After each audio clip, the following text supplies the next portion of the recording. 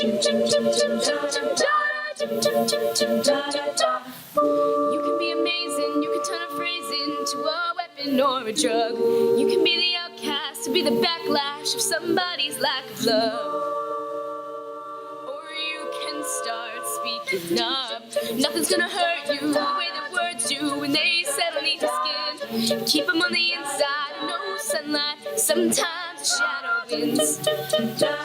But I wonder what would happen if you say what you wanna say and let the words fall out. Honestly, I wanna see you be brave with what you wanna say and let the words fall out. Honestly, I wanna see you be brave. Wanna see you. I just wanna see you. I just wanna see you. I wanna see you be brave. Wanna see you. I just wanna see you. I just wanna see you.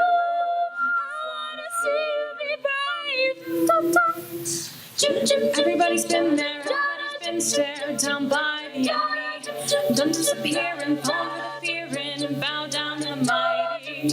Don't run, just stop holding your tongue. Maybe there's a way out of this cage where we live. Maybe one of these days you can let the light in and show me how big your brave is. Say what you wanna say and let the words fall out. Honestly, I wanna see you be brave with what you wanna say and let the words fall out. Honestly, I wanna see you be brave. Innocence, your history of silence won't do you any good. Did you think it would? Let your words be anything but empty. Why don't you tell them the truth? Say what you wanna say and let the words fall out.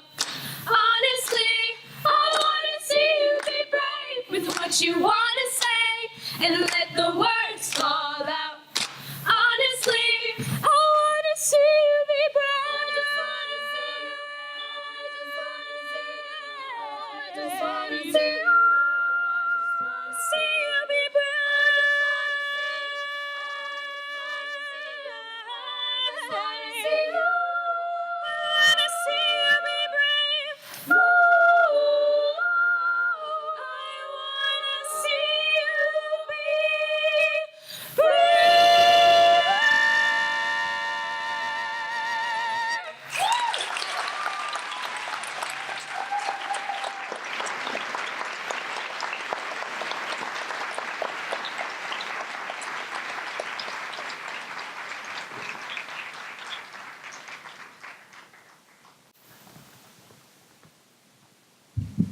Good afternoon, everyone.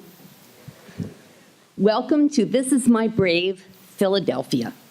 My name is Elise Seyfried, and along with my co-producer, Bill Holmes, we'd like to thank everyone for coming today to witness Philly shine a light on mental health issues and end stigma. We'd like to take a moment now to thank our wonderful sponsors. Our 2018 season would not be possible without the support of our national sponsors, Synovian, Alkermes, and Sage Therapeutics, and our local sponsor, Rogers Behavioral Health. And Rogers Behavioral Health has a table with information and items out in the lobby, so please take a look before you leave.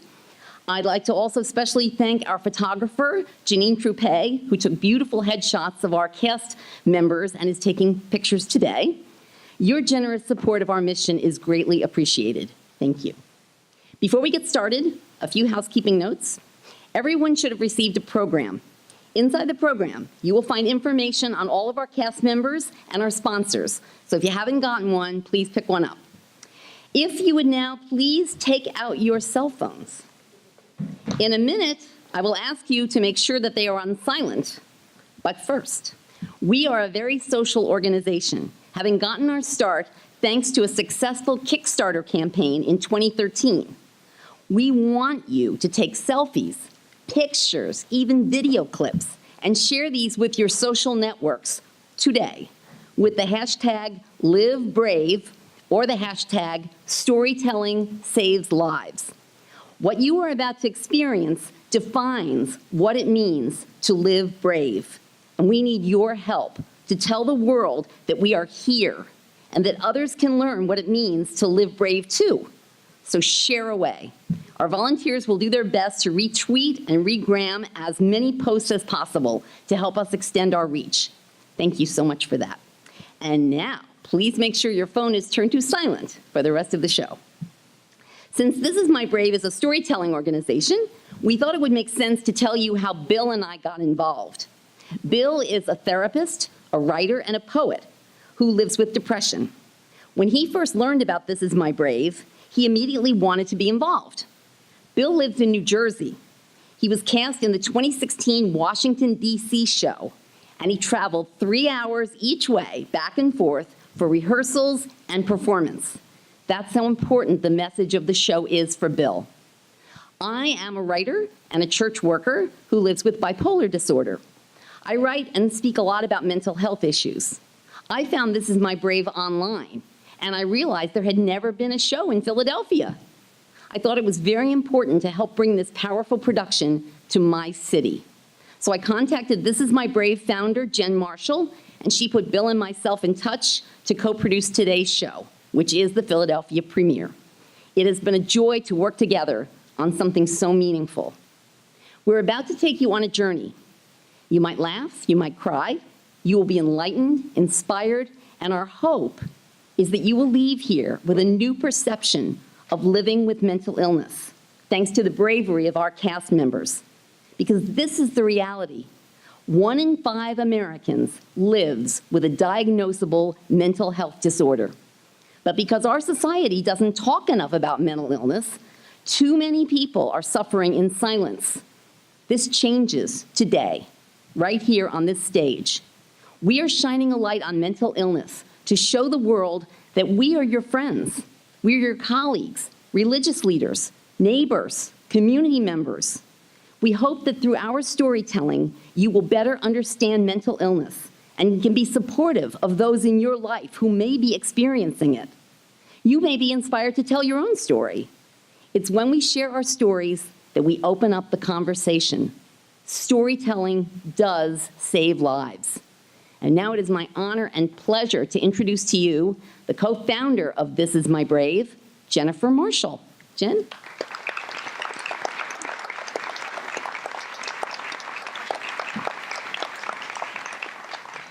Thank you, Elise. Hi, everyone. We like to give a little background on the organization before we get started, just to give you guys some history. So I live with type 1 bipolar disorder. Over the past 12 years, I've been hospitalized 5 times for manic episodes. The first time came out of nowhere after barely sleeping for a week. The second happened 2 weeks later, and I was admitted to the psychiatric ward on Christmas Day in 2005. During the years I was having my children, I was twice hospitalized. I was taken in handcuffs by police officers to the emergency room and then to the hospital. And the most recent episode happened just this past summer when my co-founder, Anne-Marie Ames, passed away from a heart attack. My journey with mental illness is not unlike the way most of us struggle through it. I hid my pain at first and feared that I would never get better. Thankfully, that horrible chapter of my life didn't last forever. I found solid recovery in 2010, and when I began on that recovery path, I was desperate to find stories from people who had made a way to find live successful, fulfilling lives despite these lifelong conditions that have no cure. The only problem was that no one in my circle of friends or family was talking about it. So I did what most of us do when we're searching for something, and I turned to the internet. And I found so many bloggers who were sharing their stories so openly that they inspired me. And I began writing my own story. I needed to find a way to turn my pain into purpose. And I started writing on this blog that I called bipolarmomlife.com. And I wrote anonymously, but 2 years later, it ended up leading me to launch This Is My Brave on Kickstarter and to open up about my story. And Anne-Marie joined me. And I have a funny story about when I first met her. We were at a party, and she was introduced, and to me, and she took one look at me and she said, "You're a bipolar mom." And it was right when I opened up publicly, and I said, "Yeah, most people call me Jen," but but there was no shame at that point. I was done with the shame. So the power of This Is My Brave lies in the power of personal storytelling, a person's ability to be vulnerable and raw and authentic, and honest. And these days, we put our highlights on social media, our highlight reel, and we are afraid to show any struggles. But in reality, pain is a human condition. And it's when we're able to open up about these journeys through pain that, we not only let ourselves heal, but we help others to know they're not alone. So through these shows that you're here to witness today, through our videos on YouTube, through our blog, we put that hope out there that someone who might be struggling or feeling like they're drowning finds our stories and knows that if we can make it through, that they can make it through too. Since 2014, This Is My Brave has produced 44 unique shows in cities across the U.S., and we became international with 2 shows last year in Australia and 1 this year so far in Australia. The show you're here to see today is our 45th show across the country, and we're so thrilled that you're here. 2018 marks our 4th year of telling the world, helping people tell the world that mental illness is a part of who I am. It's not all of me, but it is a part of my story. Our YouTube channel contains over 650 personal stories from our shows, and these stories are going to be on the channel as well this summer. And we're working with volunteers. By the end of this year, we will have 20 new shows. We are also filming a documentary, which is really exciting. So when one person makes that decision to be brave, they give others the permission to do the same. And I like to say brave multiplies brave. We were devastated last fall when we lost my co-founder. This Is My Brave wouldn't be here today if she wouldn't have joined me in tackling what at times feels like the impossible challenge of ending the stigma surrounding mental illness. And it's been really difficult to imagine going on without her, but I know that she would have wanted us to keep going. She said in the first promo video for our very first show that when she shared her story and the story of This Is My Brave, that everyone would say, "Me too, me too." I like to think of it as the original Me Too movement. There's a lot of correlations there. It's been a really tough week, with the loss of 2 celebrities this week by suicide, and everyone is paying attention, and we need this. We also need to remember, though, that suicide happens every single day in our communities, everywhere. This cast has become a really tight-knit family, and through creating this show, and I was included on a group email that was sent around this week of them supporting each other, getting ready to do this. And one of our cast members, Sean, said, which I think is really important to share, he said, we're all celebrities to someone. And I think we all need to keep that in mind and, recognize when someone you love is struggling and help them get help, because when they're in that moment of struggle, they can't always reach out for help themselves. So we need to remember that. And you're going to learn a lot today. So I am going to wrap up by saying that This Is My Brave's mission is to one day get to a world where we don't have to call it brave for talking openly about mental illness. We'll just call it talking.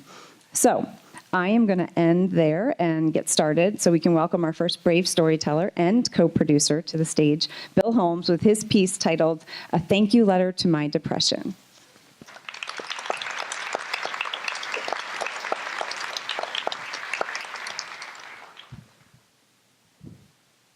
Good afternoon. Dear Depression, I remember the first time I wrote you a letter. Friday, September 26, 2014. I was 6 months into my new career as a therapist, and I felt inspired to do so following a conversation I had with a former coworker who assigned her clients with the task of writing a letter to their mental illness. In my document, I thank you for the positive impact you had on my life, acknowledging the changes I made for my well-being, including, but not limited to, seeking treatment, becoming a therapist, helping others struggling with their mental health issues, and re-embracing my creativity. I declared that you did not and would never define me, since I am a person who manages you. In addition, I affirmed I would be ready should you ever strike again like a hunter seeking its prey, armed with my healthy coping skills to pull from my wellness toolbox: exercise, journaling, and positive self-talk to defend myself. I thought my original letter would be the first and the last time we would communicate, but that isn't the case. No, because almost 4 years later, here I am corresponding with you again. Since that time, it has been a battle for me to manage my mental health. There are some days when I question my career decision after dealing with some defiant clients who lack insight in their treatment and working at some agencies where therapeutic services are becoming less therapeutic for the clients you are supposed to serve. The aches and pains my body experiences as I grow older frustrates me because I'm not as young as I used to be and lacking the motivation to exercise at my gym. Unexpected stressful financial hardships, from losing my home to foreclosure to experiencing a major auto expense every year, have brought and continue to bring some sleepless nights full of anxiety about my future. Censoring myself from reading about and watching current events promoted by the media because the news has at times become too negative and too triggering for me to digest. Denying myself the opportunity to find and appreciate true love because I fear my soulmate would never understand the emotional and mental roller coaster to maintain my well-being. And the one regret that brings me much unbearable guilt: the decision not to have children because mental illness runs in my family. And I couldn't fathom any child of mine to not only have to deal with it or you, but also struggling with suicidal ideation. I don't know if I have the power to thank you again, depression, as I'm gathering my thoughts, but I need to do so. I can choose to be bitter for all that's transpired between us, but I choose to be better. Yes, a better person who knows the power and the importance of self-care. Sometimes I have to remind myself to take care of me because Audre Lorde said it best. Caring for myself is not self-indulgence. It is self-preservation, and that is an act of political warfare. And she is so right, because this is war when it comes to my mental health. And if I have to dig deeper into my wellness toolbox, when you come around and I'm starting to feel symptomatic, I'll do it. For every cognitive distortion that you send my way to fill my mind with doubt, guilt, or anxiety, I'm ready to respond with 3 to 5 positive thoughts and affirmations. I may not have the chance to journal every day, but I do appreciate every moment I'm alive and breathing by acknowledging the things I'm grateful for, by maintaining a daily gratitude journal. There's no need for me to feel down anymore when I'm unable to make it to the gym, because my spirit has found rejuvenation in going outside and taking a brisk walk. Financial setbacks will come and go, but somehow I do find a way to resolve the problem. And although I may get frustrated at times from work, there's nothing more satisfying than being able to serve clients who consistently attend therapy sessions and are implementing positive changes to improve their lives. And when things start to feel more cumbersome than I can bear, I'm not afraid to reach out to my loved ones, especially my lover, or to schedule an appointment with my therapist, because therapists need therapy too. In the past, you've tried to deceive me to believe that no one can understand what I'm experiencing, which has led me to isolate and not receive the support I need. But it's all good. I've learned from my mistakes. I'm not alone when it comes to dealing with you, depression, because you've affected the lives of others too. Although we may not have similar experiences, we can empathize with and provide encouragement and support to each other, because relapse is not an option. Without the tests and the messes that you've brought into our lives, we wouldn't have the opportunity to share our testimonies and our messages with others, to feel unashamed in getting treatment, to discover self-love from healing, to eliminate mental health stigmas, to connect with kindred spirits, and to find the strength and courage in the midst of weakness and fear. And for that revelation alone, I thank you, depression. Sincerely, Bill Holmes.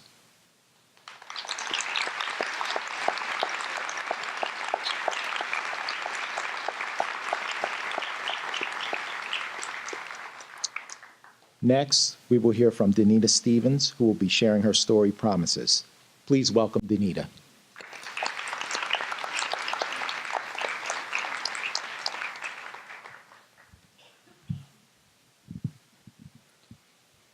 Everything changed after I was raped when I was 16. I no longer had dreams, I had nightmares that I couldn't wake up from. By the time I was 18, I knew I needed help. I was drinking daily and drunk every weekend.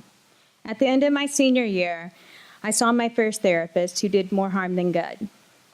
The next few years, I continued to drink and basically self-medicate. When I was 21, I had more than a panic attack. I had a complete breakdown and went to a psychiatrist when I realized I couldn't keep doing things without professional guidance. A few months into treatment, I overdosed on all my meds because I had given up hope that I could get better. I'll never forget the look on my mom's face the morning after. That day in the hospital, she made me promise I wouldn't try it again, and keeping that promise was easier said than done. For nearly a decade after that, I reached out and worked with countless therapists, psychologists, and psychiatrists. I was diagnosed with multiple disorders except PTSD, which is actually what I was suffering from. I was treated for all of them, and all of that had been ineffective. As I approached 30, I was so angry. Anger consumed me. I was angry that I had to move back to my parents' house because I couldn't function well enough to keep a job, much less pursue a career in anything, even though I had a degree. I was angry that I was broke and in debt. I was angry that my relationships with my brother and my sisters were toxic and broken. I was angry that I was single and my friends had moved on. I was angry that I was still alive. That wasn't supposed to happen. I was even angrier that I couldn't kill myself because I had made that promise to my mom that I wouldn't try it again. And I resented that promise. It was the only thing keeping me alive. I had lost all hope that I would ever get better. I couldn't find a reason to live, and I wanted to die, desperately. I would pray to God, please, just let me die. Put me out of my misery. I don't want to be here. Why am I still alive? If you care about me, you'll just let me die. Maybe you don't care about me. But if you do, just do it for my family so they don't have to suffer anymore. Just let me die. But I didn't. Instead, I continued abusing my anxiety meds as much as possible to escape, which turned me into the living dead.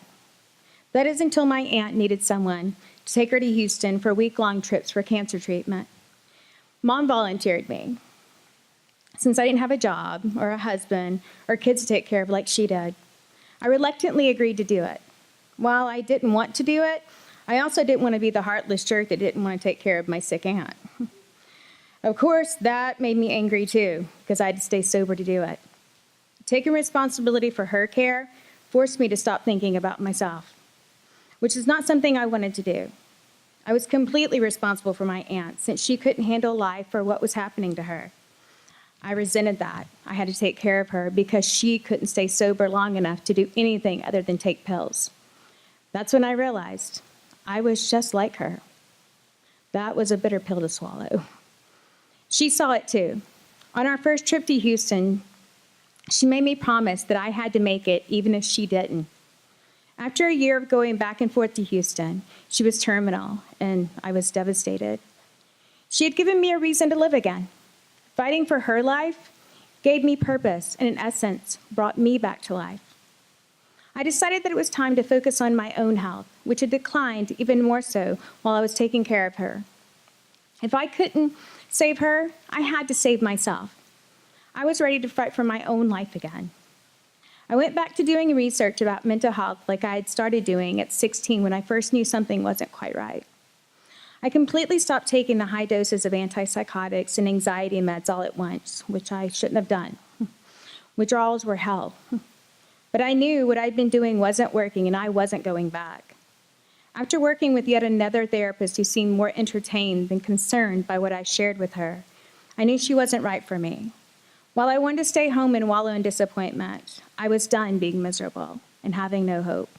I finally found a reason to live, myself. And I wasn't giving up on myself this time. So I attended a NAMI meeting in Waco, Texas for the first time, which is where I met the therapist who helped save my life.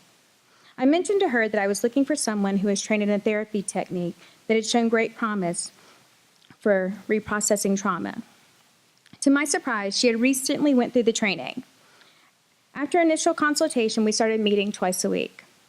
A year into working through the trauma and reprocessing it, I was assaulted and nearly raped by a stranger. But with the help of my therapist, I was able to work through that as well, which included locating my attacker and pressing charges against him. Unlike the first time it happened, I fought back, and I immediately talked about it. I started to heal, recover, and slowly started rebuilding my life and relationships with my family, like my sister who flew in from Texas to be here today.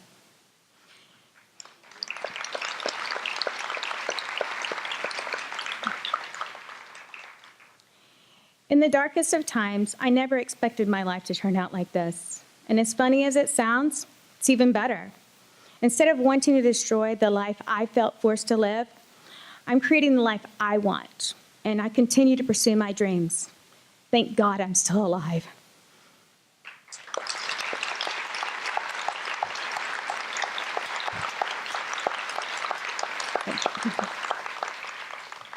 Thank you. And next, we'll hear from Mark Davis. He reminds us that humor is the best medicine. Please welcome Mark.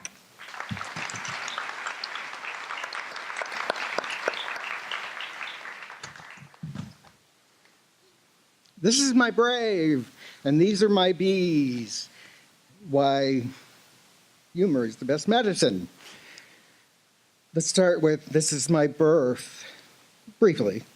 Born initially mad on the first full day of summer at 1 a.m., last call on alcohol in a small bubble town, Urbana, Ohio, 43078. A great place to grow up. Maybe I'll go back and finish, probably not. This is my break from a terrible, sad seasonal affective disorder. Glad for so many reasons to being here. Lucky to be in the right places at the right times. In 1984, OVR said I'd never work again. Relax, you're on welfare and food stamps. Watch me. Not going to settle for this with a master's degree, and got a career of a lifetime working in the mental health consumer survivor movement. This is after multiple hospitalization, 24 shock treatments, homelessness with hopelessness ingrained. You know, a mayor in Charlotte introduced me that I also experienced homeliness. I'm an alumnus of community mental health, but will always go to Dr. Cedarstone for a tune-up. These are my beloved. Jennifer, my sister, who died by suicide in 1995. Welcome your loved ones to join us on the stage. My partner, husband Ted, 20 years ago had a union ceremony and he died 8 days later of AIDS complications. I bring Ted and so many people on my mind today. Please welcome your loved ones who died suddenly so. The bio basics. I'm a person first, living with, well, first I'm a cisgender, proud gay man, and happy LGBT Pride Month. I'm living with bipolar 2, the sequel, in recovery from 6 addictions. And September 27th, 30 years living with HIV and surviving a hate crime gay bashing, surviving prostate cancer. I'm a suicide attempt survivor, a suicide loss survivor. You name it, I'm living through it. Recovery is great. Went from blonde roots to grassroots, working with the Miss America pageant in Ohio. Went from the boardwalk to Bedlam. I learned by doing, no need to recreate wills. Build it and they'll come, keep it simple. Kiss, keep it simple, sweetheart. Recovery is believing we can begin anew. Journal our daydreams, create a collage, Sudoku your mind, record a simple daily mood charts. In graduate school, I learned behavior equals the function of the person in the environment. Avoid dangerous people, places, and things. We know who they are, but it's hard in addiction. Mine were the bars and the bathhouses and boredom. It's AIDS Awareness Education Month. Know your ABCs, abstinence, Be faithful. Condoms. Your life depends upon it. Find a barometer person, back up, one person who really knows your moods, your mask, your maybes. They help break cycles in trusting, safe, and confidential space. We must speak and share our truths, keeping it 100. There's more room out than in. No more faking it until we make it. Belonging. I was the first high school male cheerleader. First homecoming king at Bowling Green State University. An extracurricular overachiever and a beer chugging champion. Belonging, not behaving. In the program book, you'll see the change in direction. One is being on as consumer investigator on Byberry's investigation that closed the snake pit. Started in 1987, closed in 1990. Contrast this by my drag with a tag character, Miss Altered States, a mediocre drag with a message. Dualities. Benches and beaches. Engage Forrest Gump on a bench. On a beach, on a train, planes are captive audiences. Water coolers, classes, peer support groups, family gatherings, night out with friends. Mine is Oh No Gun. Empty, oh no smartphone. It's killing us. It's literally killing us. Get rid of the medications. Count, celebrate, and embrace them. Recovery is not only possible, it happens. Strive and thrive with it. Prevent suicide and overdose one day at a time. Be kind to yourself. Like gas, this too shall pass. Even in the ups, the middles, and the downs, in pursuit of an even keel. A reality of bipolar, the nature of life. I believe the whole world is crazy. I just got caught, and I'm blessed. Oh, here we are. Time out. Well, the cast doesn't know this, but we're going to board a bus to Radio City Music Hall to pick up a Tony tonight for Best Play on a Best Play on Reality. Congratulations. But first, Emily McKinley Hill is up next. Emily will be sharing one of her poems. Her piece is called Handful. Please welcome Emily.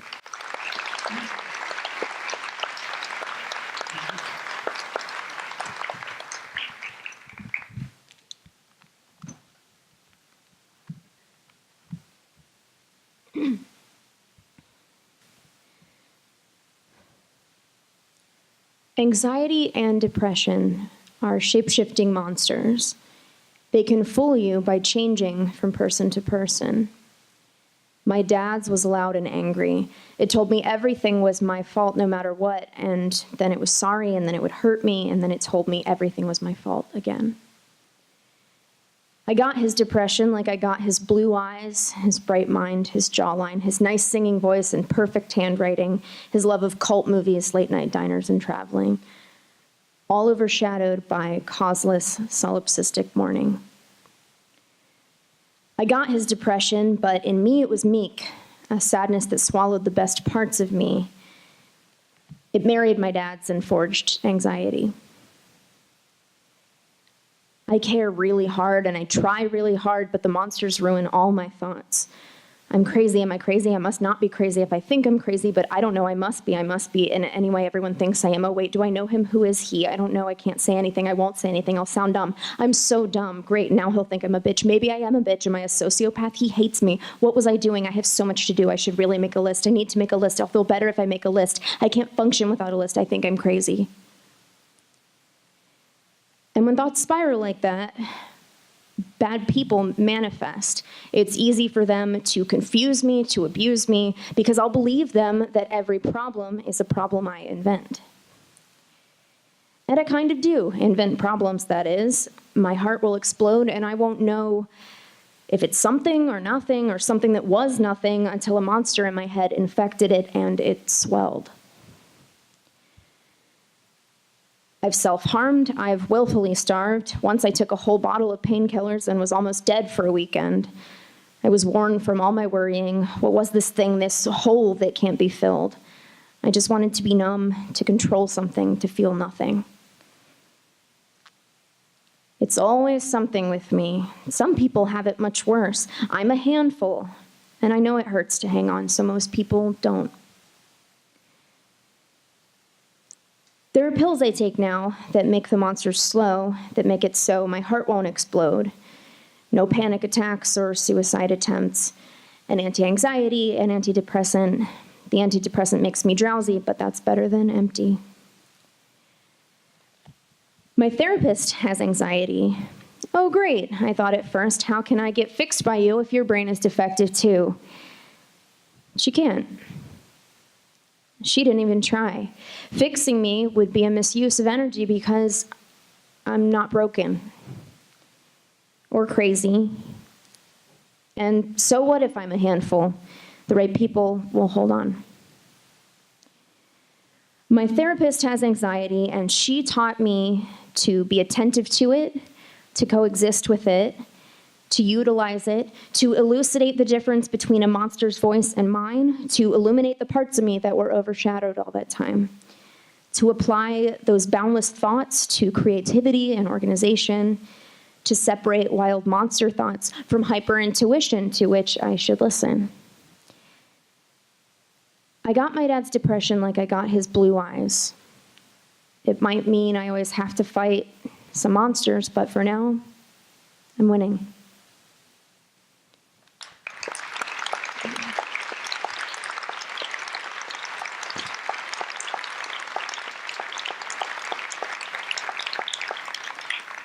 Thank you. Mark Tripp was scheduled to be our next presenter. Unfortunately, Mark could not be with us this afternoon, so we'll move on to Stephen Kovalkovich. Stephen will tell the story of his journey from rescuer to rescued. Please welcome Stephen.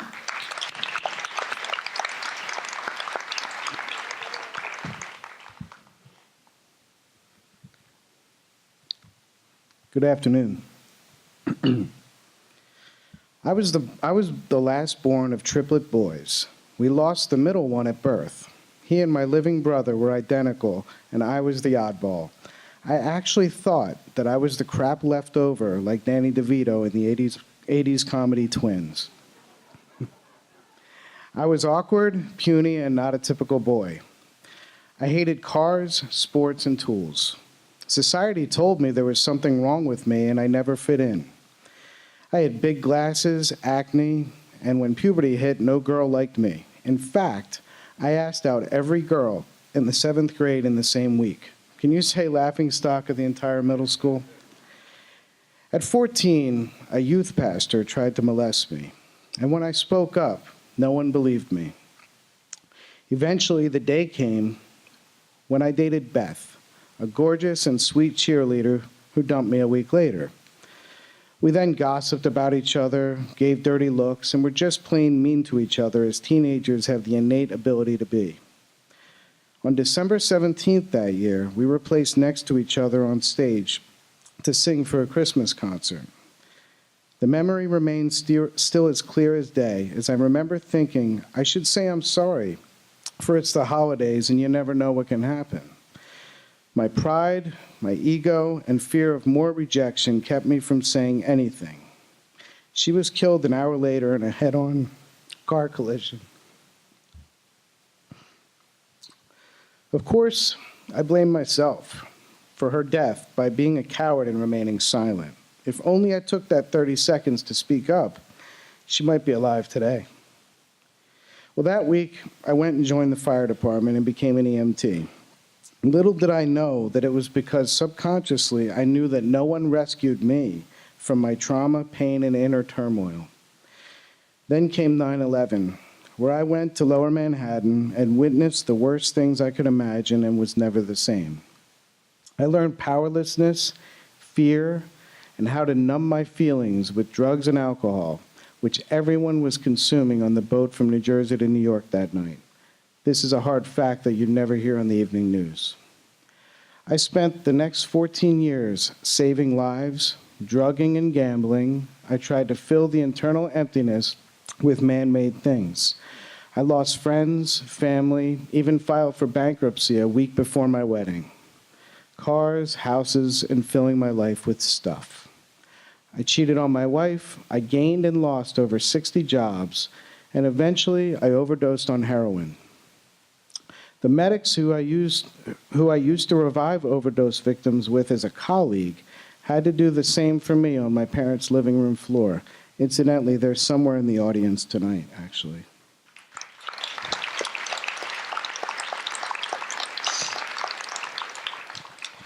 I lost my wife, my kids, and went to countless inpatient facilities. When I was at the end of my rope, it was time to get busy living or get busy dying. I finally decided that it was time to face myself, the things I had been running from, and to forgive my offenders. I had to most importantly forgive myself. Then it was time to begin believing it was worthy to live the life that I always wanted. I had to accept that I was okay being me, and society had been wrong all this time. I'm unique, I have many gifts that I'm able to serve the world with. It was time to chase the dreams I gave up on long ago and was afraid to even attempt. It was time to be unapologetically me. This realization freed me. Despite whatever the outward signs of my turmoil were and how I coped, the issue is never the issue. The self-destructive behavior is just the solution one uses to survive another day. In fact, many times I risked my life to make the moment just a little bit more tolerable. I spent years filling an internal void with man-made things. After getting to the root of my issues, addressing my trauma and underlying emotional things, my life got supremely better. I get to speak all over the country and advocate for the hurting, hopeless, and oppressed. I sleep at night and I don't black out. I get to live a life beyond my wildest dreams. I use my voice in order to give others the courage to use theirs. The pain we go through is uniquely tied to the gifts that God gave us at conception. How will you use your most awful pain to help the world? Thanks.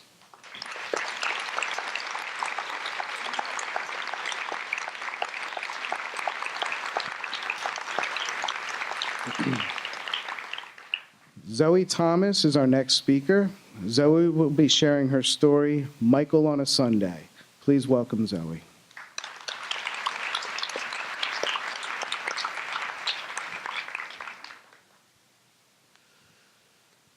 I was a shy kid most of my childhood. I found it hard to talk to adults and even harder to talk to kids my age. The more I hid from myself, the easier it was to hide my emotions from others. And that was my eventual downfall. Even when I became more talkative, I still found it hard to connect with others on a level beyond the superficial. Even when someone would tell me I had a shoulder to lean on, I pulled back into myself. The one thing I felt I always had, the thing that helped me find my voice, was music. The music always told my story for me, even when I wanted my own pages to stay hidden from others. When my times were darkest, music showed me the light. My life was split into chapters based on my music preferences at the time and the music that surrounded me. Chapter 1, Michael Jackson and other artists of my mom's choosing. I only have a few vivid memories from this chapter in my life, and they are as follows. 1, going trick-or-treating in a Cinderella costume in preschool around my older brother's high school. 2, sitting in the back seat of my dad's car right after he picked me up from preschool for the first and last time, and closing my eyes while the sun beamed down to my face. And 2, the Michael Jackson incident. The Michael Jackson incident was nothing special, and I doubt it had any impact on my mom at all.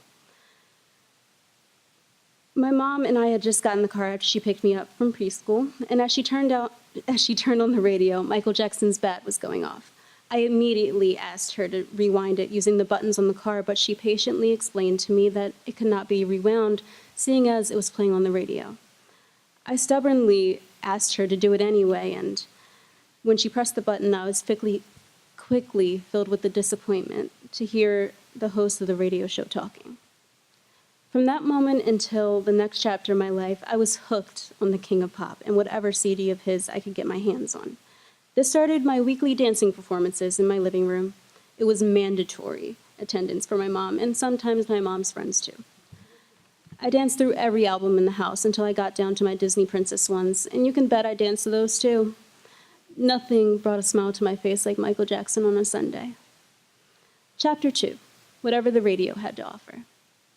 By elementary school, I realized that to stay sane and remain unbothered by others, I had to pretend I was like the others and lose myself. The music I listened to was nothing like the music I once loved, but I longed for conformity. I made friends, but none close enough to matter. In November of my first year of middle school, Jesus, I was tripped and cracked my front tooth on the right side in half. This one. No one wants their teeth cracked, and for some reason, my teeth were everything to me. I'd hoped to die with all my teeth sparkling white and perfectly healthy, but now my teeth would never be as perfect as I imagined. My self-esteem crumbled, and to this day, I rarely smile with all my teeth exposed, even though it was fixed. I just can't help but think of the dangling dagger that remained in my mouth after the accident. Still, nothing made me grin like Michael on a Sunday. Chapter 2. Chapter 3. Pierce the Veil and Other Teenage Angst. I hope that once I reached high school, my self-esteem issues would vanish and all my problems would magically disappear. They did exactly the opposite of what I wanted. I'd never felt so disgusted with my body, and this feeling carried over into other aspects of my life. I couldn't see the point in turning in work because there was no way I would get the answers right anyway. I didn't eat because if there was nothing to gain, then my body would finally start to lose the pounds I suddenly hated so much. I thought my smile was stupid, my eyes were too big, my voice was annoying.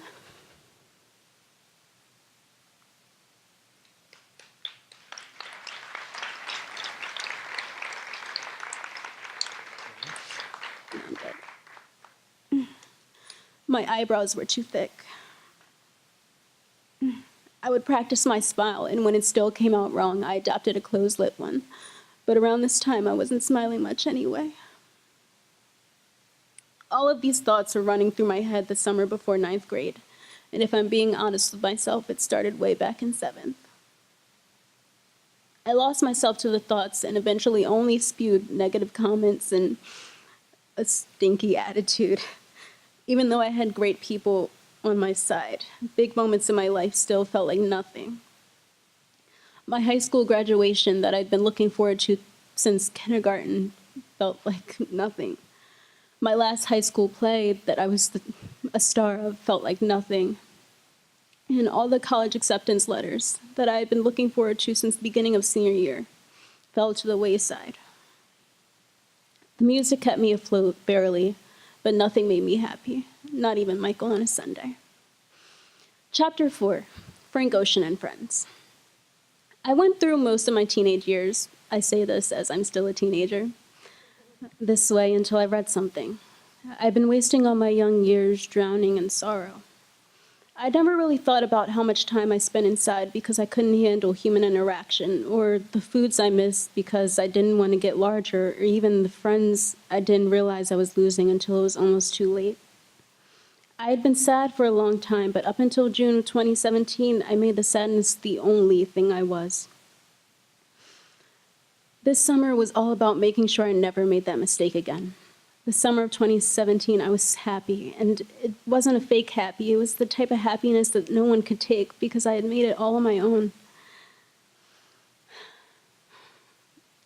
In July, I went to New York's Panorama Festival, and for the first time in years, I cried in public, except for this time again.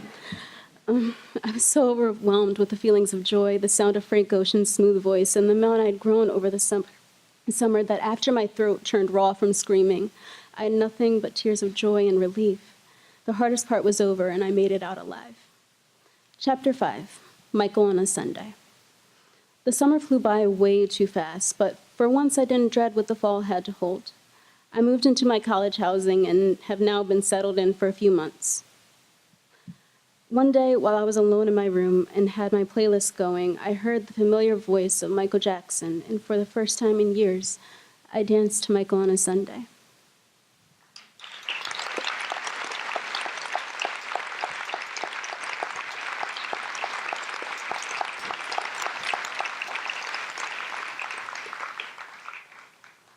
Our next storyteller is Sean Henfling. Oh my God, Sean Henfling. Sean will tell us what it was like to be saved by chance. Join me in welcoming Sean.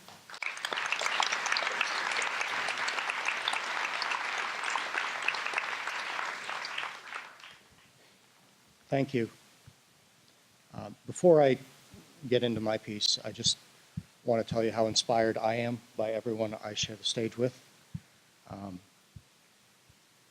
You know, we all have times when we have imposter syndrome and we feel like we don't belong. And the first day that I met everyone here, that was a moment for me. Their words are incredibly powerful, and I hope they touch you as much as they've touched me. During Christmas of 2013, I should have died. I don't recall the exact day, but I remember the moment as if it were yesterday. I sat on the couch alone, except for the dogs laying contentedly in the living room, my now ex-wife and children away visiting family. I had stayed behind to work and make sure the dogs had been taken care of. The house was utterly quiet, except for one of them snoring, and the thud of metal on wood as I laid the pistol on the table. I was going to die. At the time, all I could feel was guilt over the mess I was going to leave and the pain of my existence. It hurt to be alive, and I had finally reached my breaking point. I was done, too spent to look for any more strength. I didn't want to die, to leave a hole where once a Sean had been. On the other hand, neither did I want to continue going to bed every night and using the only hope I had left to wish that I wouldn't wake up. I didn't want to keep trying to fake my way through the day, smiling when on the inside there was nothing but pain or numbness. I couldn't keep fighting against the voices and thoughts while trying to be there for everyone else. I couldn't do it anymore, and I had made my choice. I was going to take control and end my pain. Somehow, I'm still here. As I prepared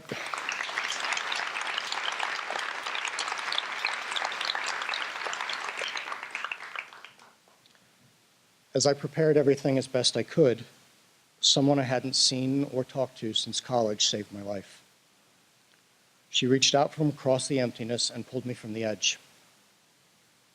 Without knowing why she was doing it, Amy sent me a message to check in. Suddenly, I needed to talk. I needed someone to listen, to acknowledge my pain and my existence. I needed someone who understood the darkness, and her innocuous message was all it took to stay my hand that evening. A few months later, I found myself back at that same precipice, but this time I was the one to reach out, and Amy once again dragged me from danger. We owe each other our lives, as we've done the same for each other, and we haven't physically been in the same place since the summer of 2000. I began writing about my experiences with depression in September of 2014, when a friend was soliciting for pieces to publish at the Good Men Project. The response to that piece from friends, family, and strangers alike gave me a new purpose. It gave me a meaning. That first piece was written as a coming out story of sorts. It was a way of trying to let people know what it was like to be inside my head. And once the story came, dozens more followed. I decided that I needed to take this awful thing, my depression, and make it mean something. I needed to use it to let others know that they were not alone. I've kept writing, though less recently, been interviewed by other writers, and even helped develop the Not Weak, Just Human public service announcement last year. The innocent step of writing just a few words led me to where I am today, standing on this stage in front of you. In 2016, I started seeing a brilliant psychiatrist. He helped me with medication and then referred me to an equally capable therapist. Honestly, I think she may be a Jedi Master. The old me the one worn down and beaten, a prisoner in his own mind, would not have survived 2017. I got a divorce, I was set on fire in a workplace accident, and I spent 5 days in a burn unit.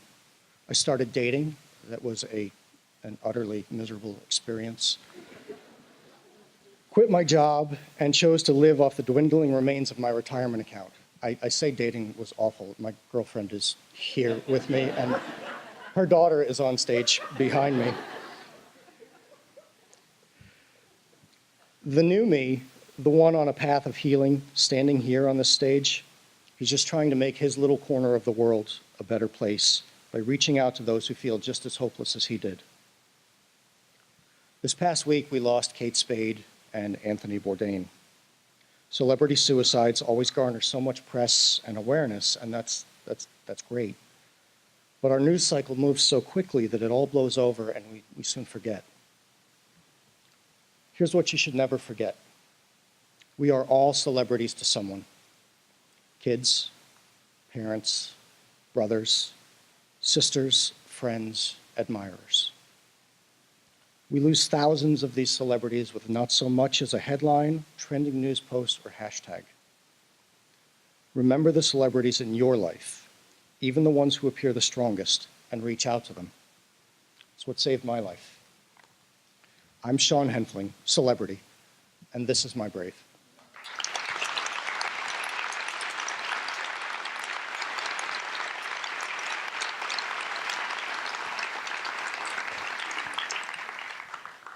Kate Conroy will speak next in a story called Visible.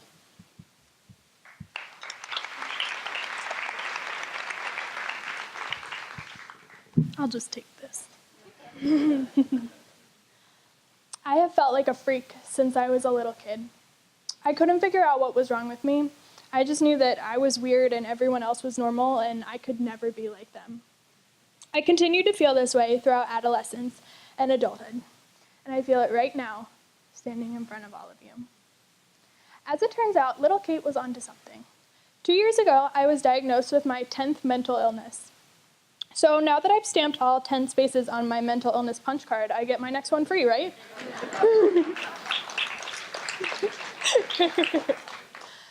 So I could talk to you about anorexia, but so could a lot of people. It's a glamorized illness in our society, and that makes it easier to talk about. I could talk to you about borderline personality disorder or agoraphobia.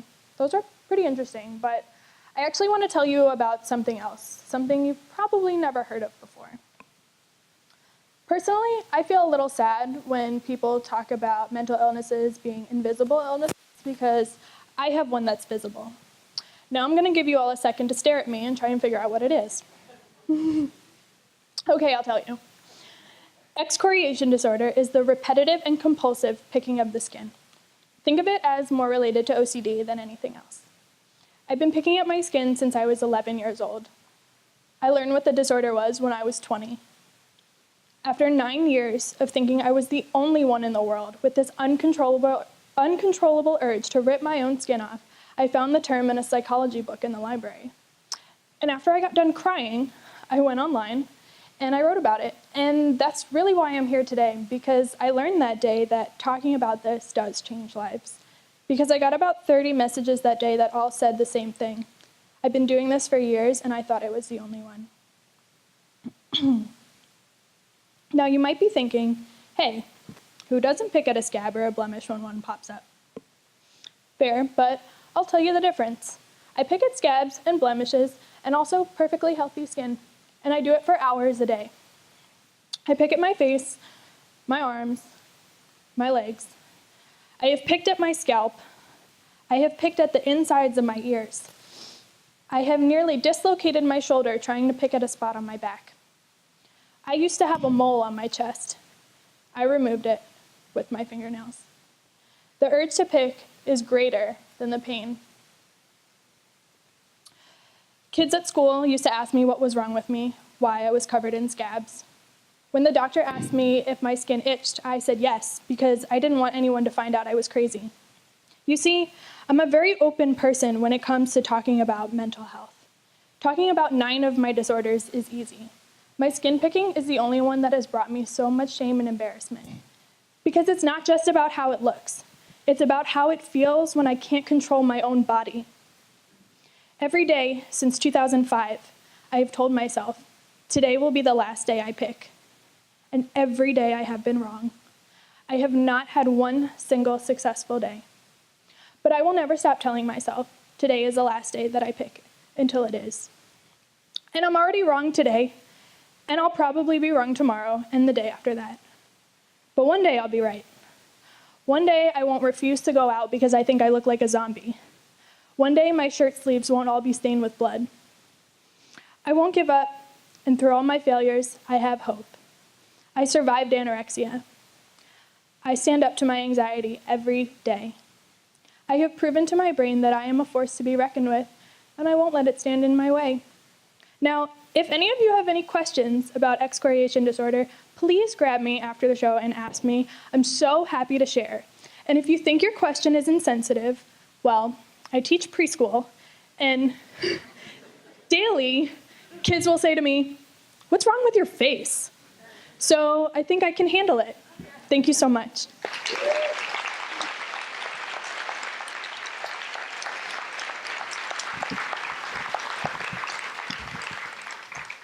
Ed Quinn will now share his experiences in a piece Ed calls The Transom Effect. Please welcome Ed.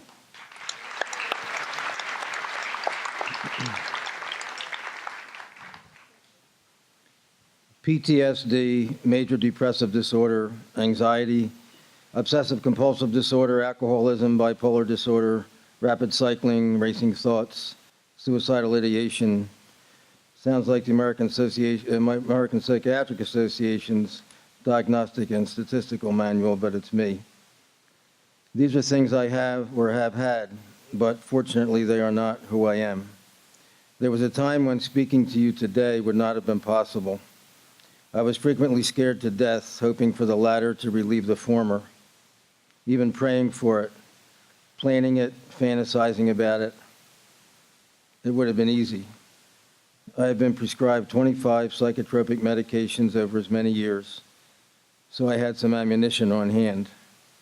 Some far messier ways of ending it occurred to me as well. I was depressed as a young kid, but didn't realize or understand contemporaneous with feeling it.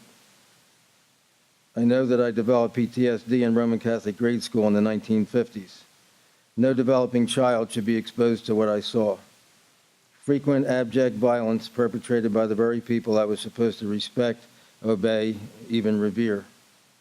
Compliance and achievement were my shields, but that didn't endear me to some of my classmates who made themselves feel better at my expense. I was bullied long before that word applied to school. That's where I learned to be afraid. That damned bow tie that my mother thought looked cute on me didn't help. Jacket and tie were required then, but looking like a dork was optional. She had no clue. As far back as my memory goes, I was uncomfortable in my own skin and was very short on self-esteem.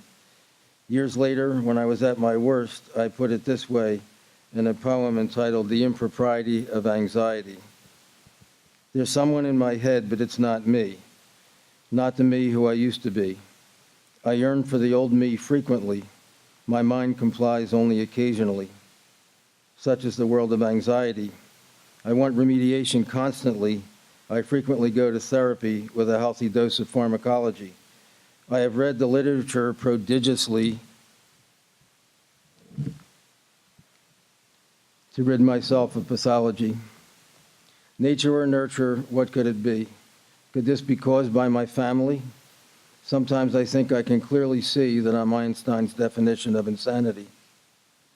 While I'm busy living so painfully, experts get grants and other fees. Will we always exist simultaneously, cohabiting in perpetuity? Anhedonia looms, not the least bit funny, when I don't see a sunny day as sunny. Some say it's just negativity that prevents me from going forth happily. If I would only just think positively, I wouldn't see life so scarily. Who would think the antidote so elementary? Well, I did enjoy significant achievement personally and professionally for many years. As a young administrator in a large organization, I was due at a meeting of considerable importance one day. There was only one problem. I couldn't get out of my chair. I was paralyzed with fear. I had finally gotten myself in over my head trying to do it all. Whether through perfectionism, ego, the Peter Principle, or bipolar mania, I had given the impression that I could handle more than I really could. I was having a massive panic attack, the first of many. Mental illness is a thug, but like the ones who made my life miserable in grade school, but not like the ones who made my life miserable in grade school, I undertook a lifetime of martial arts training to fend off predators like them. But mental illness is impervious to kicks and punches. This was the beginning of many years in hell, a cornucopia of medications of unpredictable and disappointing efficacy. I frequently wished I could swap this invisible curse for a physical one that others could see. Understanding and sympathy would have been easier to come by. Maybe I wouldn't have become so exhausted by pretending I was okay.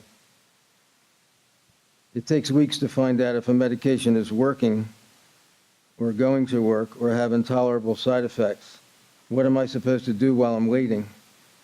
Even if it helps, it sometimes fails after a while.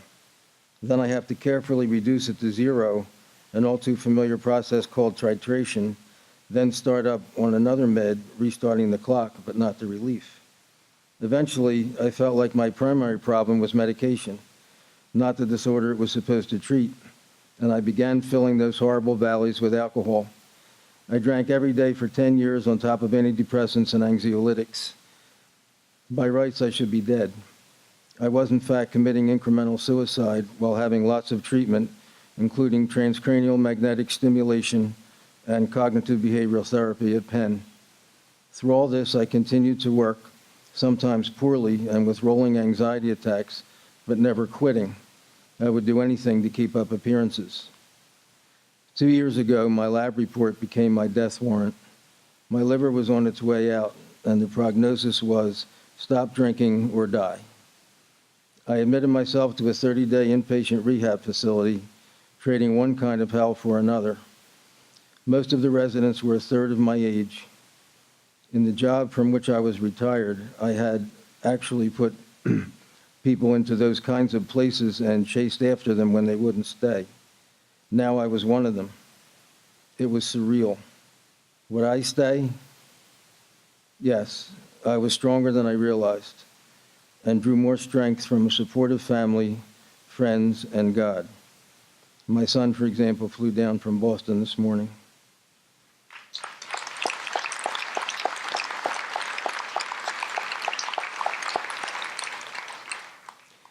I haven't had a drink in 2 years. Thank you. I can't ever drink alcohol again. And there's another drink I can't afford, self-pity. Through mental illness, I have learned a lot, met a lot of people, and even had the opportunity to help a few. It would be nice if all that came without the pain, but that's not how it works. I'm okay now, and that's how I'm going to stay. I'm not afraid. And I'll leave you with this thought. Yesterday is gone, tomorrow is not yet born. That leaves only today. Any man can fight the battle of just one day. It is when you and I add the terrible burden of these two awful eternities, yesterday and tomorrow, that we break down. It is not the experience of today that drives men mad. It is remorse or bitterness for something which happened yesterday and the dread of what tomorrow may bring. Let us therefore live but one day at a time.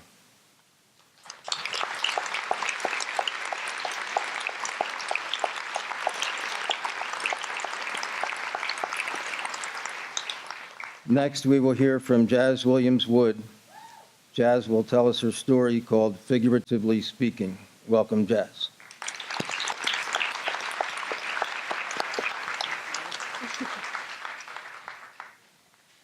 I really wanted to read this without my glasses just for vanity reasons, but I can't see. So let the record show I was cute before I did this. Okay. My family's here. Is my brother here? Josh, if you're here, can you go, you're, thank you. Okay, I feel better now. Thank you, girl. Okay. Remember the year that everyone was bipolar? And I do mean everyone.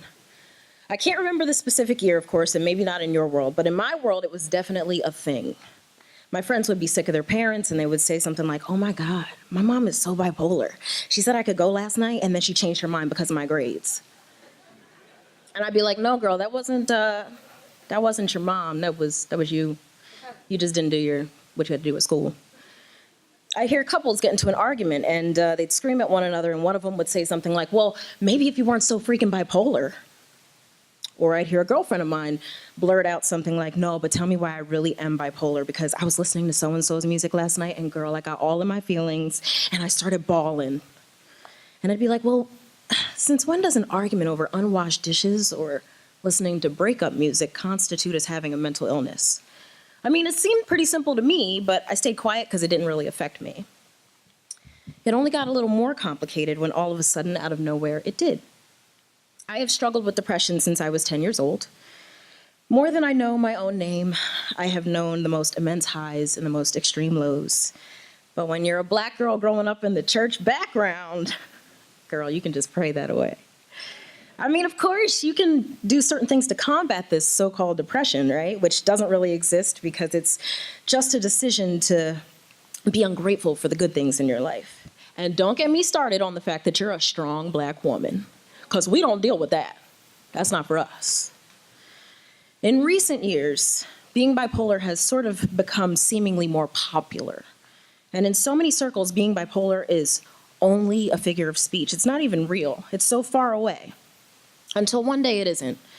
And that day is when you're 22 years old, you're waking up in a mental ward after your third suicide attempt.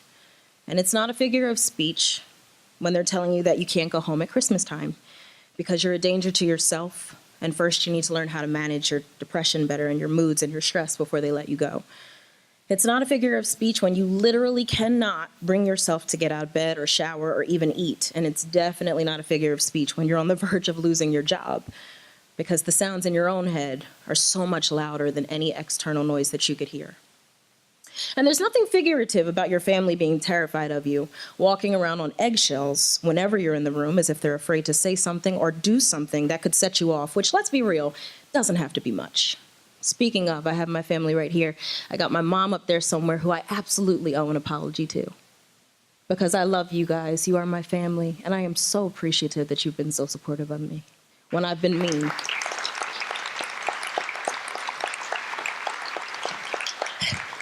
There's so much irony in the fact that I'm a figure of speech. I work in radio and I speak for a living, and on Instagram, life looks really good. I entertain for a paycheck, like I crack jokes and I smile and I shake hands with fans and listeners when I meet them, no matter how I'm feeling on the inside. But now at 27 years old, 17 years after I first felt the confusion of not knowing what I was feeling, and only 5 years since getting a confirmed diagnosis, I have finally given myself permission, literally, to accept myself and my brain as they are. I have given myself permission to understand my illness as it is, literally just as strong, still just as black, just as Christ-following and church-going, but far more conscious of my words and the words of others as it pertains to the stigmas of mental illness. More aware that, yes, I have bipolar disorder and that it calls for regular exercise and maintenance and family support, that mental illness is not a figure of speech to be used flippantly to describe minor frustrations or inconveniences. It doesn't target one race of people or one gender. That sometimes I have days where I may take a sick day because I can't get out of my own head and I need the day to regroup. Because my struggle and my sickness, which I deal with regularly, are just as real as any cancer, illness, or common cold that anybody else faces. With therapy, the support of my family and friends, and with medication, which, by the way, y'all, I am officially 32 days of taking my meds on time and not skipping a day. I can quite literally be as successful and content and as happy as I want to be, and there is nothing figurative about that.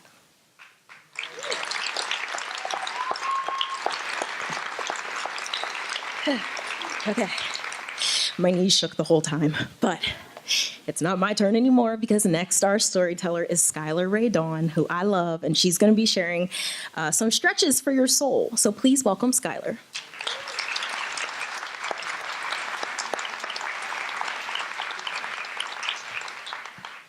All right. Let's keep the volume of the sobbing down so I can finish this, okay? All right. Being woken to the spiritual warrior woman I always had slumbering away inside didn't always come in stride. So I'm going to take you back to a time when I played victim during what I wish was pretend, my father being the villain, and my brother being the sidekick in this all too surreal game not intended for children. And adversity's side effects waste no time in making an entrance when it comes to sexual abuse. Thus began my boundless journey to find my way back to the little girl that needed me when my premature lizard brain and consciousness abandoned her. Yet through all these absences, my heart never left. Not during the times I lost my voice when I wanted to speak up, not when my beliefs were stunned, not when I was so angry I'd use my head as a drumming stick echoing sounds of guilt and shame to remain in the thick air I tried to breathe through. Not when I was a walking Play-Doh set being molded into whatever was in that season. Not when I dove into a swimming pool of drugs and alcohol until I was shriveled and drained. Not when I labeled toxic people as friends, and not even when I secluded myself from the hearts of others that kept knocking to get let in. No matter how microscopic, there was always a particle of positivity floating around somewhere, keeping me alive into the next day, even when my brain spent so much time storming up how simple it would be to simply not be. There is no one solid way to find your brave, to wipe the dust off your core.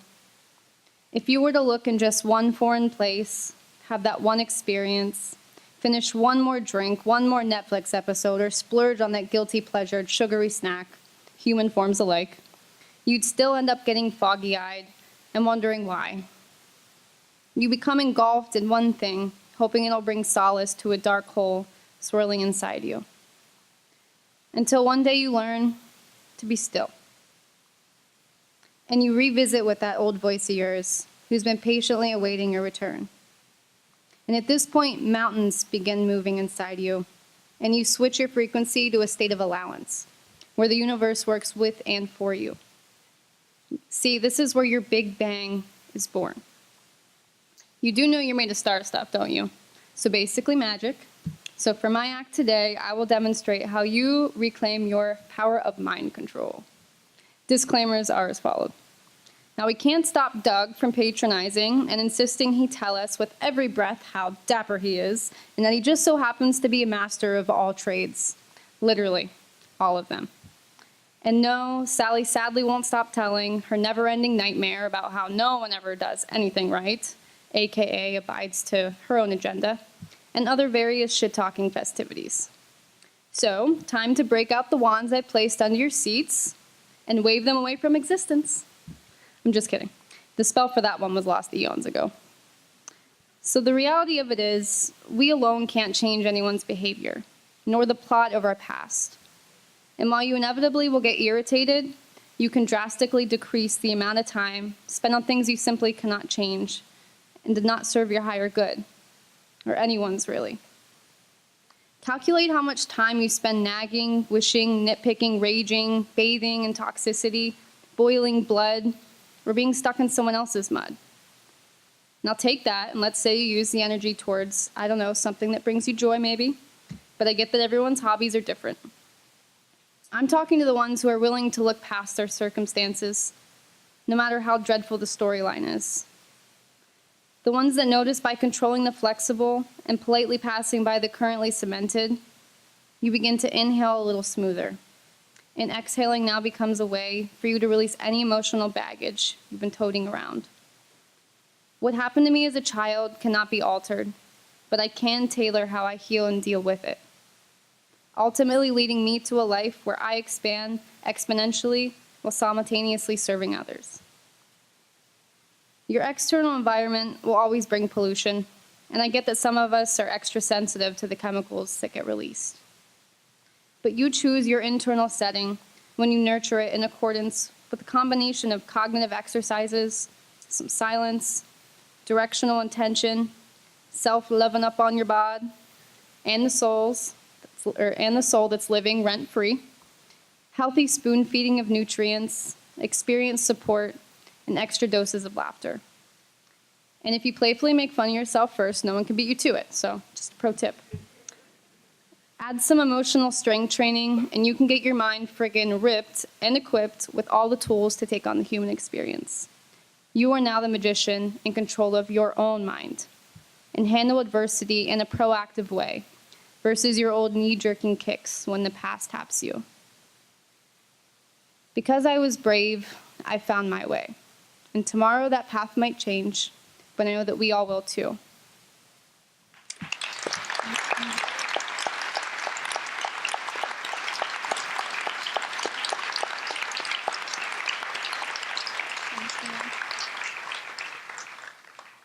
I made it. Sorta. Okay, so this is my brave co-producer, the divine Elise Seyfried, will now tell you what it's like to survive the perfect storm. Let's give it up for Elise.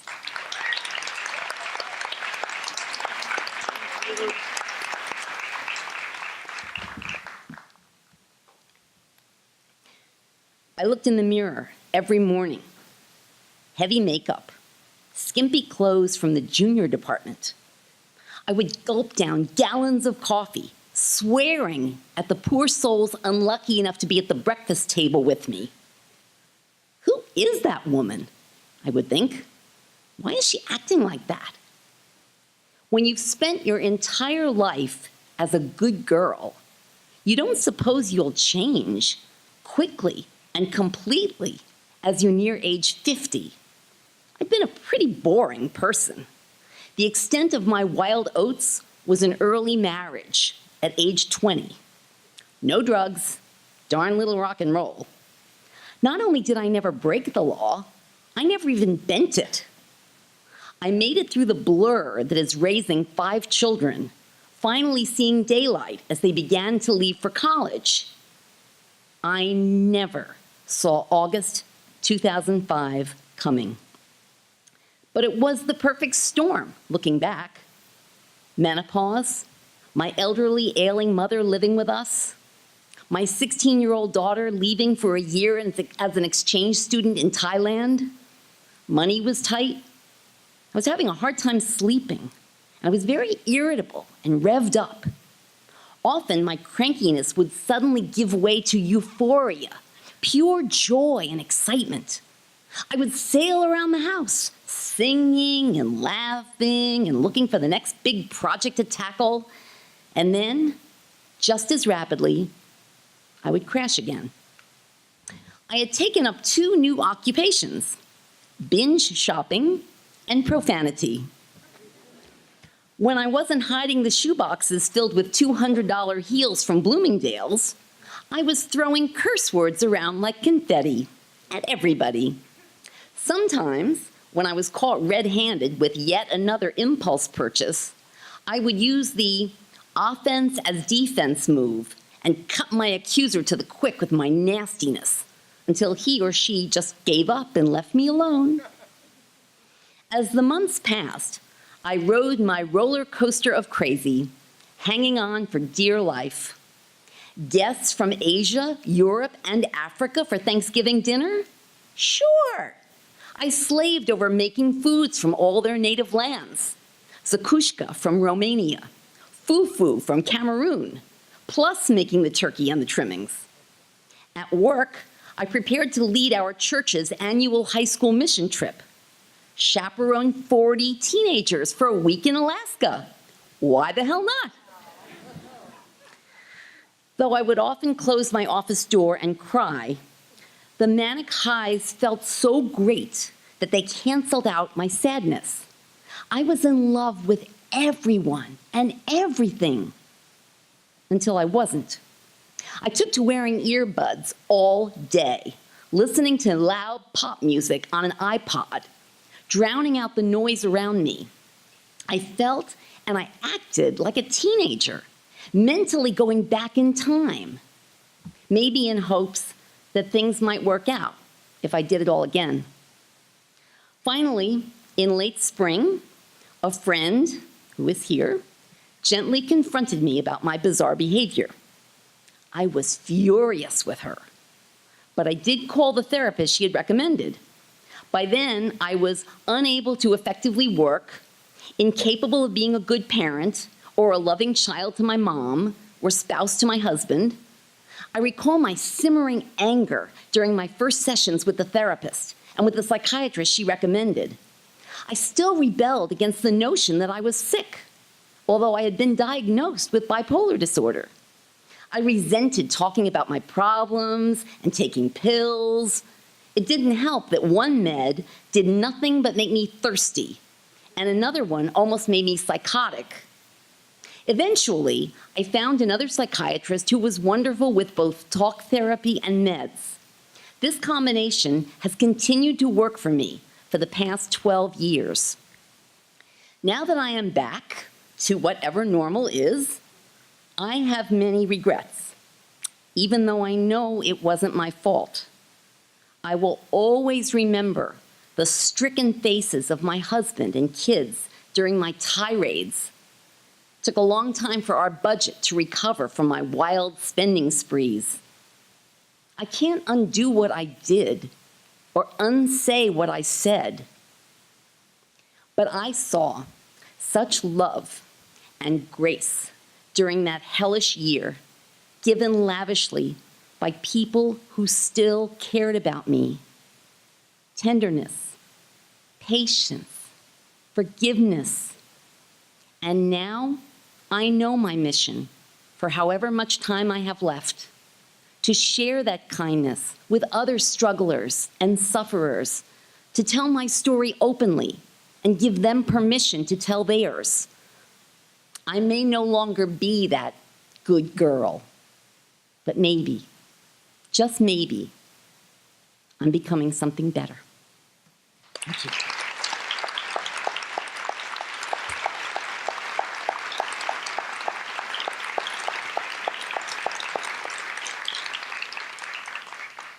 And now Gianna Santoro is here to remind us that we are all sculpted by struggles. Please join me in welcoming Gianna.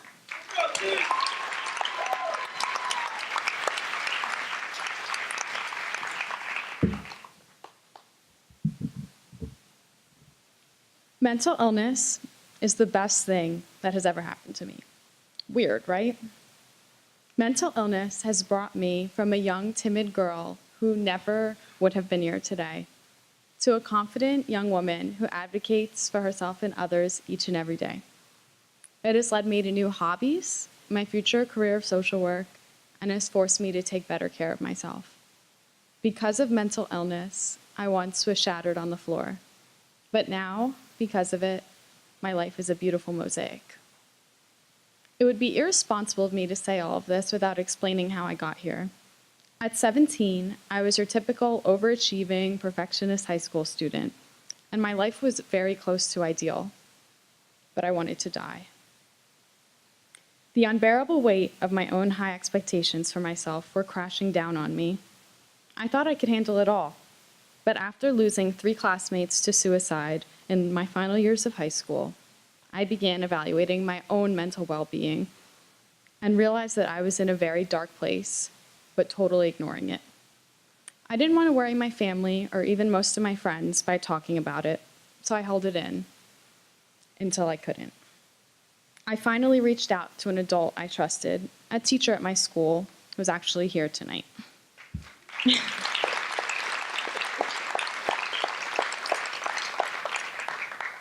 She allowed me to begin opening up about my depression and anxiety and other things that I struggled with, like suicidal thoughts, self-harm, and disordered eating. Shortly after this, I started treatment, which meant therapy every other week and medication every morning. And I wasn't really convinced that the whole therapy or medication thing would fix me. And now I know that I was right. It never could, because I was never broken. I just needed some extra support. So I stuck to this treatment plan all throughout the rest of high school, but when move-in day for my freshman year of college at Temple University came around, I was still in a dark place. Everyone thought I was so excited to go away to school, but deep down I knew that if I went away, I probably would never come home. So that morning, when my mom's van was jam-packed with way too many of my clothes, all of my shoes, I told my parents that I couldn't go. And it was the hardest decision I've ever made, but it was the most pivotal point in my recovery because it was the first time that I actually put my own needs first. So after this, I unpacked my suitcases and I unpacked a lot of thoughts and feelings in an intensive outpatient program, which meant group therapy and art therapy 3 times a week. And it was a very positive experience for me, but after the program ended, I knew that my work couldn't stop there. So I started seeing my regular therapist again every week, and I took my medication every morning. But perhaps most importantly, I started investing in myself. And this was an odd experience for me because my whole life I had made sure that my life looked good on the outside, but didn't really worry if it felt good on the inside. And during this time, I also learned the importance of a work-rest balance. I had always thought that in order to be successful, I would have to practically burn myself out with hard work. But now I know that rest is just as important. And when I say rest, I don't necessarily mean sleep, although I do love sleeping in till noon. I mean giving yourself free time to do things that you enjoy. So I want you to think back to your childhood. What's the one thing that made an hour feel like a minute? The one thing you loved so much, but maybe an adult told you to give it up in pursuit of something more productive. For me, this was writing. I remember being 10 years old, handing out poetry to my family and friends, and loving every second of it. But somewhere along the way, I gave it up. So last year, I decided to get back into it. And it was weird at first, but it's been so helpful in allowing me to process, recognize, and express my emotions. I also started writing for The Mighty, which is a website that allows people with mental illness to share their voice. I've always believed it's so important to educate myself about mental health, but to have the opportunity to help break the stigma and educate others has been so empowering. I can't finish speaking without acknowledging that I'm thankfully in a much better place than I once was. At 17 years old, I didn't see a future for myself. But today, at 20, I'm building it. I'm working on my bachelor's and eventually my master's in social work so that I can help people the way that I've been helped. And although mental illness has changed a lot for me, it hasn't taken the overachiever out of me. I still love school and have just shy of a 4.0.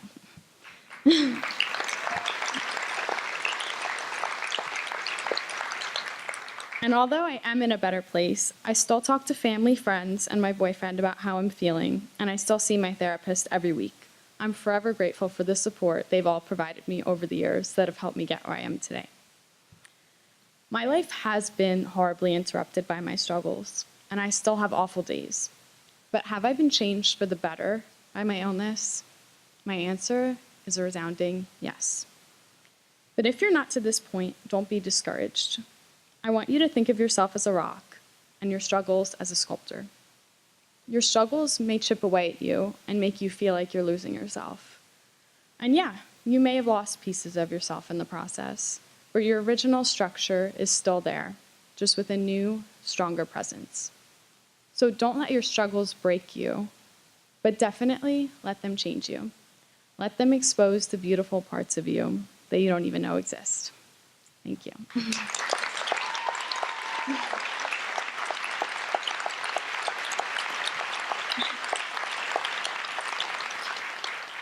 And now we welcome Rohan Sharma.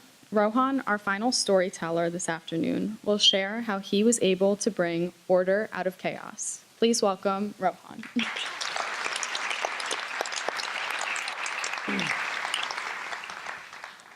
All right, no pressure. I want to talk to you guys today about a place. Some of you may know this place. Some of you may have even been there before.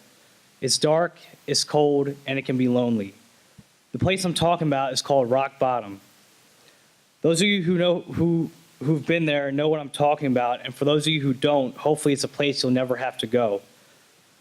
My story begins in the fall of 2011, where I was just starting my first year of medical school at Drexel University College of Medicine, not too far from here. I had just graduated with honors from Carnegie Mellon University, one of the most prestigious universities in the world. This was before my bipolar type 1 was diagnosed. I was too scared to admit that I was only in med school to make my family happy and quickly started becoming depressed.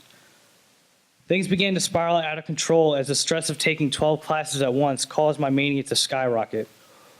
I became severely delusional, and not being able to sleep for days on end, I went to see the school psychiatrist for help.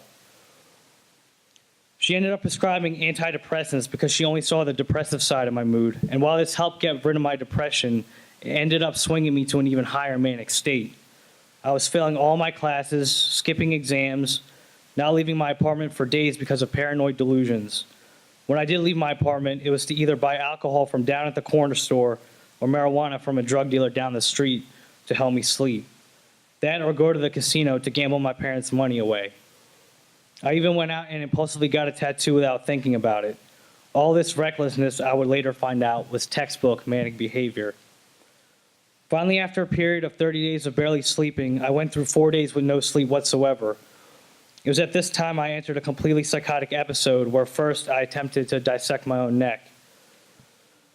This uncharacteristic behavior only became more unhinged as I then proceeded to purchase a firearm and attempt an armed robbery for which I was arrested. "So this is what rock bottom looks like," said one of the officers to his partner as they handcuffed me. With that, I was put in the back of a paddy wagon and taken to jail. After my very understanding parents paid my bail, who are here today,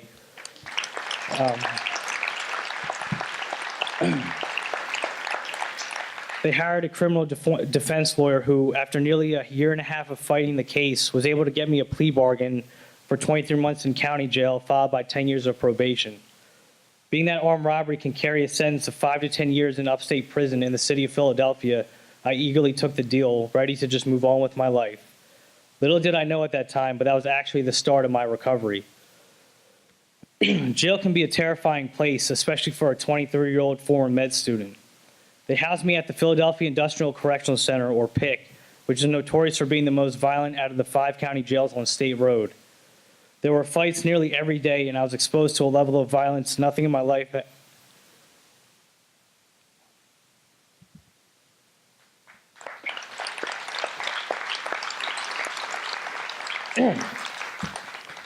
There were fights nearly every day, and I was exposed to a level of violence nothing in my life had prepared me for. But I finally had nowhere to run anymore, and it was at this time I actually started facing my fears. Even though it was the hardest thing I've ever had to go through, I made the best of it. And during my nearly 2 years of incarceration, not only was I able to complete 3 courses, but I also read over 60 books that my parents sent me, including some really good self-help ones that helped me to find myself. I also made a lot of new friends, some of whom I still keep in touch with to this day. But most importantly, I learned to express myself through things like poetry and even began rapping as one of my creative outlets. Today, I am proud to say I'm a young adult speaker for NAMI, the National Alliance for Mental Illness, where my team and I, my team's actually here today as well, where my team and I go to high schools and teach the kids how important mental health is. I use my story in positive ways to inspire kids by showing them that recovery is possible, even in the most darkest of settings, and I stress how crucial it is to seek help when they need it in the hopes that they don't ever need to go through what I experienced. The program is called Ending the Silence, and our goal is to reduce the stigma surrounding mental illness so kids feel more comfortable speaking up when they face mental health issues. I'm also co-authoring a book where I go more in depth into my time in jail and explain many of the self-help tips which really helped me get through that difficult time. For my own mental health, I now see a therapist twice a week, in addition to taking the proper meds prescribed by my psychiatrist. Last, I continue to write poetry and songs and even have a YouTube channel sharing some of my rap freestyles. One of the most important lessons I learned in jail that I like to leave the kids with is that all situations are inherently neutral, almost like a mirror. It is your attitude and how you choose to define the situation that determines the reflection you get in return. And if you can manage to just keep smiling regardless of the circumstances, eventually life will smile back at you. Maybe some of us have to hit rock bottom before we find ourselves, but regardless, I learned you can always bounce back. Thank you, guys.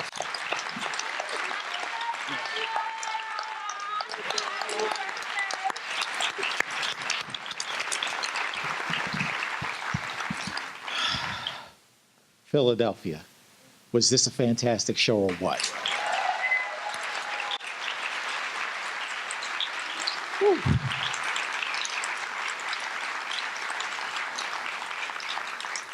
I'm feeling it right now. Whew.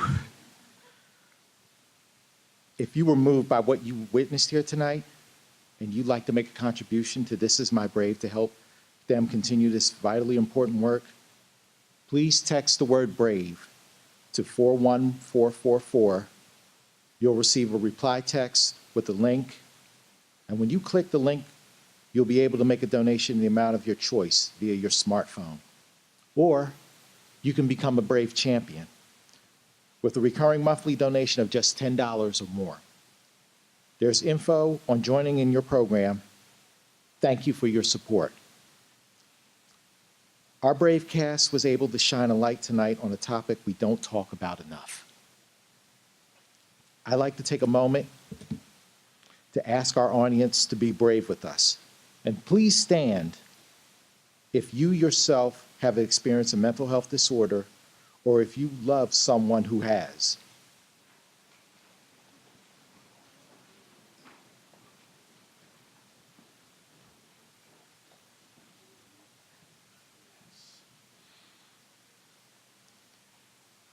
Take a look around you.